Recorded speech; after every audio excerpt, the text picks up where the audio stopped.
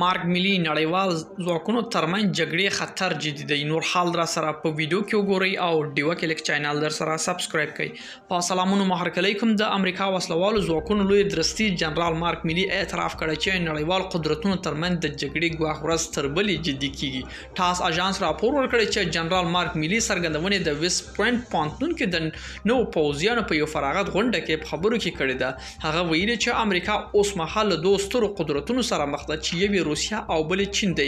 میلی زیاته کړې چې دواړو هیوادونو له پرمختللو نظامي وړتیا برخمن دي او دواړه هیوادونه هڅه کوي چې نړیوال نظم ګډوډ کړي. لوړپوړي پوځي جنرال فارغ شو سرتیرو په خطاب کې ویل چې هغه نړۍ چې اوس تاسې وردننه کیږي په جدي توګه ثبات او ورځ تر بلې بې ثباته لور ته روانه ده. نوموړي دا څرګندونې په داسې مهال کې چې روسیه په اوکراین کې د جګړې ګټلو ته نږدې شوې ده. ملګرو دا به زموږ چمتو شوی ویډیو که ستاسو دې ویډیو په اړه کوم نظر پیشنهاد لرئ موږ سره په کومنټونو کې شریک کړئ او د لا ښکلو لویډیوګانو لپاره له موږ سره پاتې شئ. تر بیا ښې چارې.